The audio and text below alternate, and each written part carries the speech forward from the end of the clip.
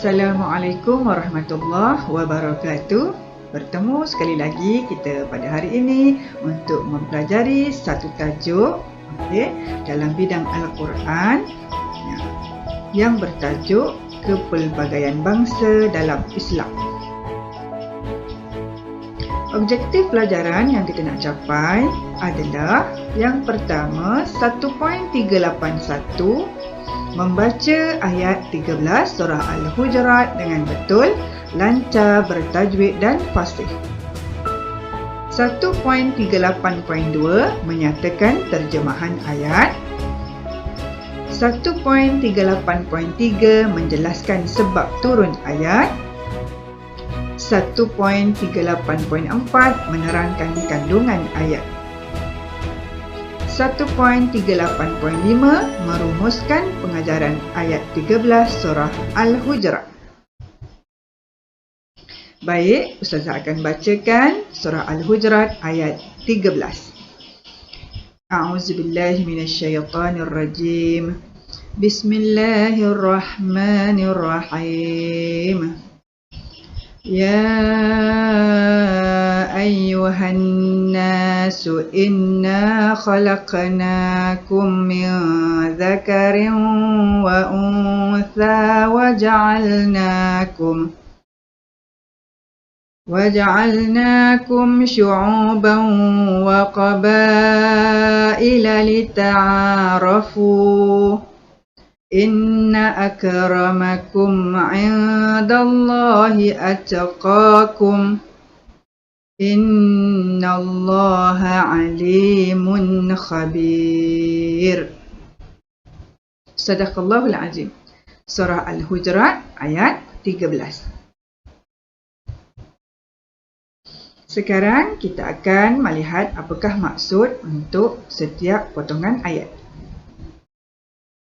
Ya ayyuhan nasu inna khalaqnakum min dzakarin wa untha. Maksud ayat: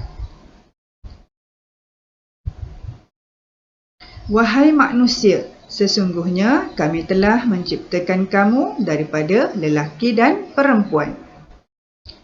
وَجَعَلْنَاكُمْ شُعُوبًا وَقَبَائِلَ لِتَعَارَفُوا. Maksudnya, dan kami telah jadikan kamu pelbagai bangsa dan berpuak-puak supaya kamu saling berkenal-kenalan. Inna akramakum indallahi atqakum. Maksud ayat: sesungguhnya orang yang paling mulia di sisi Allah dalam kalangan kamu ialah orang yang paling bertakwa. Innallaha alimun khabir. Sesungguhnya Allah Maha mengetahui lagi Maha mendalam pengetahuannya. Daripada ayat 13 surah Al-Hujurat ini dapatlah kita fahami bahawa Allah Subhanahu Wa Taala menerangkan kepada kita sesungguhnya Allah lah yang telah menciptakan kita daripada lelaki dan perempuan. Kemudian Allah juga telah menjadikan kita dengan pelbagai bangsa dan berpuak-puak supaya kita dapat saling kenal mengenali. Kemudian Allah juga menyebut dalam ayat ini bahawa orang yang paling mulia di sisi Allah adalah orang yang paling bertakwa. Jadi sesungguhnya Allah Subhanahu Wa Taala Maha mengetahui lagi Maha mendalam pengetahuannya. Itu maksud ayat 13 surah Al-Hujurat. Sekarang kita tengok sebab turunnya ayat. Menurut Ibnu Abbas radhiyallahu anhu, Rasulullah sallallahu alaihi wasallam telah meminta Bilal bin Rabah radhiyallahu anhu untuk melaungkan azan semasa pembukaan kota Mekah. Terdapat sahabat yang memandang rendah kepada Saidina Bilal bin Rabah radhiyallahu anhu. Jibril alaihissalam telah memberitahu Rasulullah sallallahu alaihi wasallam perbuatan para sahabat tersebut. Lalu Rasulullah SAW memanggil mereka dan bertanyakan tentang tindakan mereka. Lalu turunlah ayat ini. Okey, jadi pernah terjadi satu kisah yang mana Rasulullah telah meminta Bilal bin Rabah untuk melaungkan azan, tetapi ada di kalangan sahabat ni yang memandang rendah kepada Bilal bin Rabah. Sebab Bilal bin Rabah ni dia berkulit hitam, dan asalnya Bilal bin Rabah ni seorang hamba kemudian dimerdekakan. Jadi Jibril AS telah memberitahu kepada Rasulullah SAW tentang perbuatan para sahabat. Selepas daripada itu, Rasulullah memanggillah para sahabat dan bertanyakan tentang tindakan mereka. Inilah sebab mengapa ayat ini diturunkan. Boleh faham? Okey. Dalam surah Al-Hujurat tadi, ayat 13 tadi, dalam kandungan ayat ada dua perkara yang penting, iaitu yang pertama, tuntutan saling mengenali dalam kalangan pelbagai bangsa. Bagaimana tuntutan saling mengenali dalam pelbagai bangsa ini? Yang pertama, menjalin perpaduan dan perhubungan yang harmoni.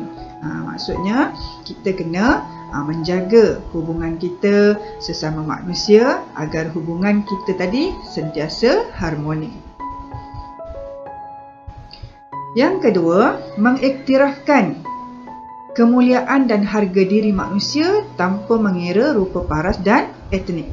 Maksudnya kita kena saling hormat menghormati sesama manusia, tidak boleh kita membezakan dari segi rupa paras dan etnik. Maksudnya walaupun rupa paras seseorang itu dengan kulit hitam ataupun kulit putih, kita tidak boleh membeza-bezakan antara satu sama lain. Kena saling hormat menghormati. Kemudian yang ketiga, menjalin hubungan dengan orang bukan Islam selagi mereka tidak memusuhi Islam. Maksudnya kita kena menjaga hubungan kita dengan orang bukan Islam. Selagi mana mereka tidak memusuhi Islam, kita kena menjalinkan hubungan dengan baik. Dan yang keempat, menggalakkan interaksi dan kerjasama yang akan saling melengkapi antara satu sama lain. Inilah 4 tuntutan saling mengenali dalam kalangan pelbagai bangsa. Kita pergi kepada kandungan ayat yang kedua adalah keutamaan takwa. Yang pertama, manusia adalah sama di sisi Allah Subhanahu Wa Taala. Jadi kita kena faham bahawa manusia walaupun pelbagai rupa dan bangsa, kita di sisi Allah Subhanahu Wa Taala adalah sama sahaja. Yang kedua, Allah Subhanahu Wa Taala tidak melihat jantina ataupun bangsa, tetapi Allah Subhanahu Wa Taala memandang hati dan amalan hamba-Nya. Yang ketiga, meyakini kekuasaan Allah Subhanahu Wa Taala melalui makhluk ciptaannya sebagai asas keimanan kepada Allah Subhanahu Wa Taala. Maksudnya kita kena yakin, kita kena yakin Allah Subhanahu Wa Taala berkuasa melalui penciptaan makhluk yang telah Allah jadikan. Dan yang ketiga, yang keempat, menunaikan hak sesama manusia walaupun berbeza kaum dan budaya, kerana itu merupakan sebahagian daripada perintah Allah Subhanahu Wa Taala. Begitulah tadi 4 perkara yang termasuk dalam keutamaan takwa. Sekarang kita masuk kepada pengajaran ayat.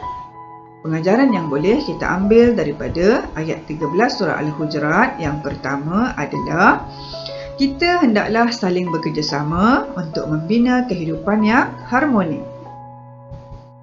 Yang kedua, kita hendaklah menghormati kepelbagaian budaya supaya wujud persefahaman dalam kalangan masyarakat. Dan yang ketiga, kita hendaklah berusaha memperbaiki akhlak supaya menjadi insan yang bertakwa.